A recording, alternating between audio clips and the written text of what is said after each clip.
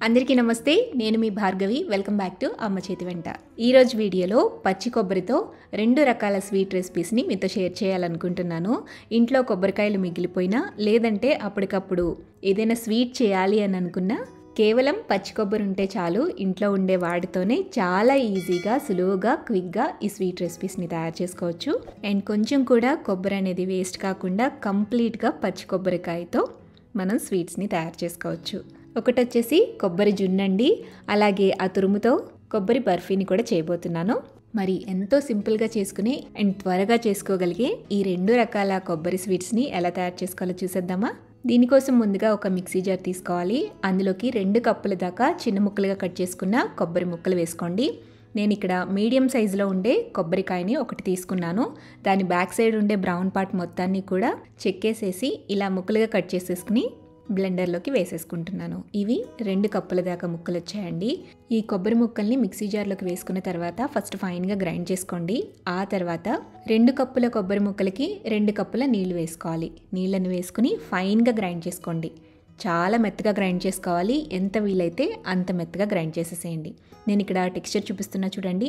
ఇంత ఫైన్గా గ్రైండ్ చేసుకుంటేనే కొబ్బరి పాలు అనేవి చిక్కగా వస్తాయి. ఇందులో నుంచి కొబ్బరి పాలు తీసుకోవడం కోసం ఒక గిన్నెలోకి జల్లెడని పెట్టుకుని అందులో ఒక క్లాత్ని వేసుకోండి. కాటన్ క్లాత్ వేసి గ్రైండ్ చేసిన కొబ్బరిని ఇందులోకి వేసేసి గట్టిగా పిండండి. చూడండి, ఇలా చిక్కటి పాలైతే తీసుకోవాలి.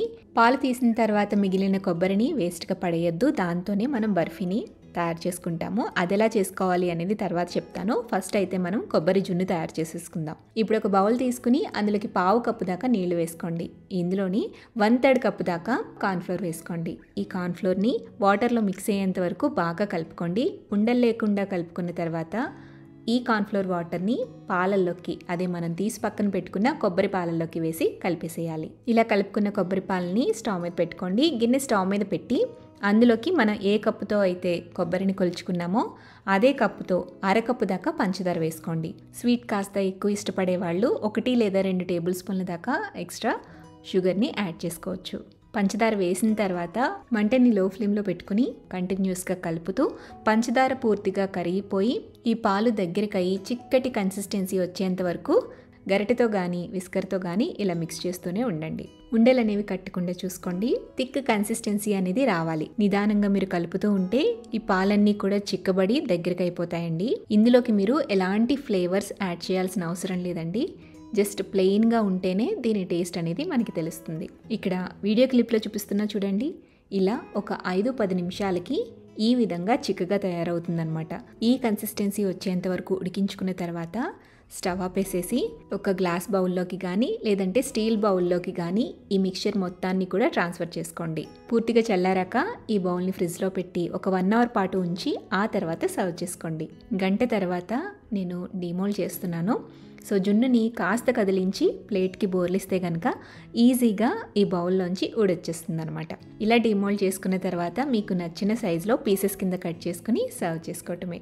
ఏదైనా ఇంట్లో స్పెషల్ అకేషన్స్ కానీ లేదా పార్టీస్కి కానీ ఈ కొబ్బరి జున్ను ప్రిపరేషన్ అనేది చాలా త్వరగా అయిపోతుందండి. ఎటువంటి కష్టం లేకుండా క్విక్గా తయారు చేసుకోవచ్చు. అండ్ డెలీషియస్గా కనిపించడం కోసం నేను పైన కాస్త గార్నిష్ చేస్తున్నాను. పిస్తా, రోజ్ పెటల్స్ ఇంకా సాఫ్రాన్తో మంచిగా ఇలా గార్నిష్ చేసుకుంటే కంప్లీట్గా పార్టీలోకి వచ్చేస్తుంది. చాలా సాఫ్ట్గా ఉంటుందండి. నోట్లో అలా జారిపోతుంది అనమాట. సో జున్ను తయారు చేసేసుకున్నాం కదా. జున్ను చేయగా మిగిలిన కొబ్బరి పిప్పితో ఇప్పుడు మనం బర్ఫీ తయారు చేసుకుందాం. దానికోసం స్టవ్ మీద ప్యాన్ పెట్టుకోండి. ప్యాన్లోకి ఒక 2 టేబుల్ స్పూన్ల దాకా నెయ్యి వేసుకోండి. నెయ్యి కొంచెం కరిగిన తర్వాత ఇందులోకి కొబ్బరి తురుమైతే వేసుకోవాలి. నాకు ఇక్కడ 2 కప్పుల దాకా కొబ్బరి తురుమైతే వచ్చిందండి. దీనికి ఏమేమి వేసుకోవాలి, ఎంతెంత వేసుకోవాలో కొలతలు చెప్తాను. ఫస్ట్ అయితే నేతిలో ఈ కొబ్బరిని కాసేపు వేయించండి. కమ్మటి వాసన వచ్చేంత వరకు వేయించుకున్నాక ఇందులో 3/4 కప్పు దాకా పంచదార, 3/4 కప్పు దాకా కాచి చల్లారిపెట్టిన పాలు, ఇవి 2 వేసుకోవాలి. మీరు కొంచెం షుగర్ ఎక్కువ తినేవాళ్ళైతే 1 కప్పు దాకా పంచదార, 1 కప్పు దాకా పాలు కూడా వేసుకోవచ్చు. ఇవన్నీ కూడా దగ్గర పడేంత వరకు గరిటెతో కలుపుతూ ఉండండి. ఇవన్నీ కూడా దగ్గర పడి కాస్త ఈ విధంగా కొంచెం స్టికీ కన్సిస్టెన్సీ వచ్చేంత వరకు మెల్ట్ చేసుకున్న తర్వాత ఫ్లేవర్ కోసం ఒక 1/2 టీ స్పూన్ దాకా యాలకుల పొడి కూడా వేసుకోండి. యాలకుల పొడి వేసి మొత్తం అంతా కలిసేంత వరకు కలుపుకొని ఈ కన్సిస్టెన్సీ వచ్చిన తర్వాత ఇప్పుడు స్టవ్ ఆపేసేసి నెయ్యి అప్లై చేసుకున్న ఒక ప్లేట్లోకి ఈ మిక్చర్ మొత్తాన్ని కూడా ట్రాన్స్ఫర్ చేసుకోండి. ఒక బర్ఫీ షేప్ వచ్చేలాగా కొంచెం మందంలో ఇలా ప్రెస్ చేస్తూ ఒక షేప్ ఇవ్వండి. గార్నిషింగ్ కోసం సిల్వర్ లీవ్స్ని పైన అప్లై చేయండి. అలాగే సన్నగా చాప్ చేసుకున్న పిస్తా పలుకుల్ని కూడా ఇలా అడ్జస్ట్ చేసుకోండి. ఇప్పుడు ఈ బర్ఫీని కంప్లీట్గా పూర్తిగా చల్లారిపోనివ్వాలి. పూర్తిగా చల్లారాక పీసెస్ కింద కట్ చేసుకోండి. సో ఈ విధంగా నైఫ్తో మీకు నచ్చిన సైజులో పీసెస్ కింద కట్ చేసుకుని ఎయిటెడ్ బాక్స్లో స్టోర్ చేసుకుంటే 1 వీక్ టు 10 డేస్ పాటు ఇవి పాడవవు. అంతేనండి. ఈ కోకోనట్ బర్ఫీ కూడా చేసుకోవడం చాలా చాలా ఈజీ. రెండు కూడా సింపుల్ రెసిపీసే, క్విక్ రెసిపీస్ అనమాట. మరి మీరు కూడా ఈ కొబ్బరి జున్నుని అలాగే కొబ్బరి బర్ఫీని రెండింటినీ కూడా ఇంట్లో తప్పకుండా ట్రై చేయండి. ట్రై చేసి టేస్ట్ చేశాక మీ ఫీడ్బ్యాక్ని నాతో షేర్ చేయడం మర్చిపోవద్దు.